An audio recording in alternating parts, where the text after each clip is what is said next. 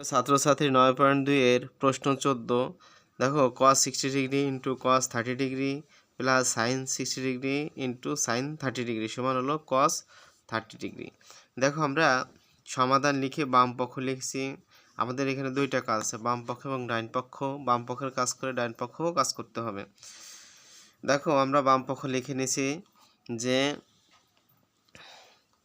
cos 60 degree cos 30 degree plus sign 60 degree into sign 30 degree. এর ভিতরে আমি cos 60 degree মানটা নিয়ে নিচ্ছি। cos 60 ডিগ্রি মান কিন্তু আসবে সাইন 30 ডিগ্রি মান হাফ। আবার সাইন 30 ডিগ্রি আছে √3, cos 30 ডিগ্রি মান আছে কত, তাহলে cos 30 ডিগ্রি মান আসবে সাইন 60 ডিগ্রি মান, তাহলে √3/2। আবার এখানে দেখো সাইন 60 ডিগ্রি মান √3/2, আবার সাইন 30 ডিগ্রি মান হাফ। এখন এরা কিন্তু সম্পর্ক কিন্তু গুণ। দেখো যদি সম্পর্কে গুণ হয় তাহলে আমি 1 আর √3 যদি √3 গুণ করি √3 চলে আসে, আর একটু গুণ করলে 4 আসে। আমার একটু ভুল হয়েছিল বোঝাইতে যাই, এই জন্য আমি পুনরায় একটু রিপিট করতেছি। প্লাস 1 আর √3 গুণ করলে √3 নিচে 4। দেখো এই জায়গাটা আমার একটু বোঝাইতে চাই ভুল হয়েছিল। দেখো এখানে দুইটা 4 আছে হর, তাহলে একটা 4 আমরা কমন নিতে পারি।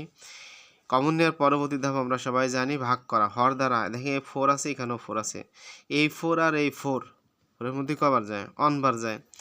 1 দ্বারা সেই 1 উপরের লবের গুণ, লব আছে কত √3 দ্বারা যদি তুমি √3 গুণ করো √3 হয়ে যায়। প্লাস এই 4 এর মধ্যে 1 বার যায়, 1 দ্বারা এই √3 গুণ করো, তাহলে √3 হয়ে যায়। দেখো আমরা এখানে একটু সহজ কাজ, এটা কিন্তু দুইটাই কিন্তু যোগ, তাহলে আমরা কি লিখতে পারি 2√3 লিখতে পারি। দুইটা √3 জন্য 2√3 লিখতে পারি, আর নিচে কিন্তু 4। এখন আমরা একটু কাজ করতে পারি। দেখো এই 2 আর এই 4 কিন্তু ভাগ সম্পর্ক। কি সম্পর্ক বলো, ভাগ সম্পর্ক। সেই ক্ষেত্রে যদি ভাগ সম্পর্ক হয় আমরা কিন্তু ভাগ করে দিতে পারি, তাহলে কত বলো 2। তাহলে এর উপরে থাকে 1 দ্বারা √3 গুণ করলে √3, আর নিচে থাকে 2, তাহলে √3/2 একটা মান আসে। দেখো আমরা ডান পক্ষটা লিখে নিতে পারি। আমাদের ডান পক্ষ আমরা লিখব। দেখো ডান পক্ষে আমাদের চাইছে হলো cos 30 ডিগ্রি। কি বলো, cos 30 ডিগ্রি। দেখো cos 30 ডিগ্রি মান কত, cos 30 ডিগ্রি মান চলে আসবে হলো তোমার সাইন 60 ডিগ্রি মান। সাইন 60 ডিগ্রি মান কত বলো, √3।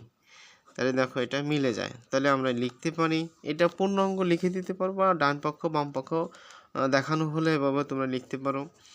তা আমি ওইভাবে লিখে দিচ্ছি তোমাদের, আমি কমপ্লিটভাবে লিখে দিই। দেখো cos 60 degree into cos 30 degree plus sign 60 degree into sign 30 degree সমান cos 30 ডিগ্রি। এখন আমরা কি বলো লাগবো, দেখানো হলো। কি বলো, দেখানো